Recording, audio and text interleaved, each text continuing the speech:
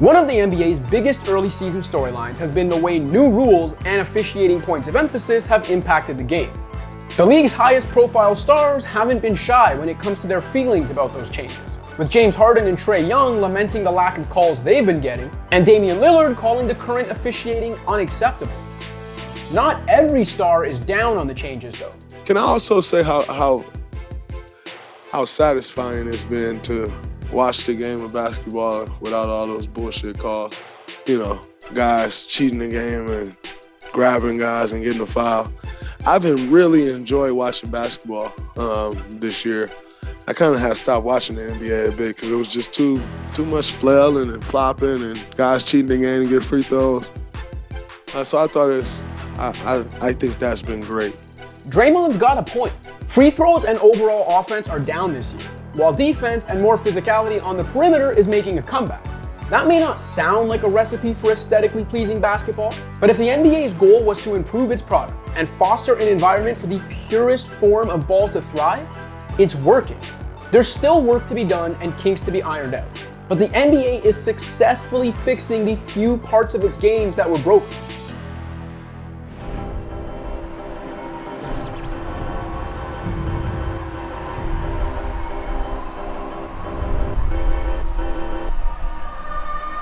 As a refresher, the NBA set out this season to crack down on what it calls non-basketball moves, designed to draw fouls. Think of some of the flailing and other unnatural movements we had become accustomed to watching offensive players use to fool refs. Specifically, NBA refs have been trained to better identify stuff like when an offensive player launches himself into a defender, if he kicks his legs out abnormally, hooks his defender with his off arm, or abruptly veers off his natural path to create contact with the defender. If an unnatural action like that impacts the defender's ability to guard, those non-basketball moves are now being called offensive fouls. If the contact is marginal, it's simply a play on. Guys like Harden, Young, and Luka Doncic, among others, were the biggest beneficiaries when the league allowed its stars to bamboozle its refs. And getting used to the new way of doing things hasn't looked easy or like much fun for those guys. When it comes to Harden, it's not a great look that the guy who once insinuated reigning finals MVP Giannis Antetokounmpo had no basketball skills outside of his athleticism is now the guy struggling to adapt to a purer form of ball. In any event, Harden is starting to figure it out and put up beard-type numbers. But on the whole, the league's crackdown is working, as the numbers bear out. Over the last 5 years, the league average free throw attempt rate hovered between 24.7 and 27.1 free throw attempts per 100 field goal attempts. So far this season, that number is down around 22. While fouls in general haven't necessarily come down, shooting fouls, and especially three-point fouls and fouls on long jumpers, definitely have. That, in turn, has helped suppress overall offensive production. A looser whistle can't explain everything about the league's offensive drought this season, but to put that drought in perspective, Philly's league-leading offensive efficiency through 4 weeks this season would have ranked 10th last year. The Lakers' league-leading defense last season would be a league average mark this year. On the whole, scoring is down about 5 points per 100 possessions. Less free throws means fewer points, but it also means more defensive freedom for the guys tasked with guarding foul-baiting jump shooters. That helps explain why a defensive legend like Draymond is loving the new look NBA, while guys like Harden, Dame, and Trae are still getting used to it. Now, to be fair, those offensive stars do have some legitimate gripes. In an effort to cut down on what Draymond Green would call bullshit fouls, refs seem to have veered too far in the other direction.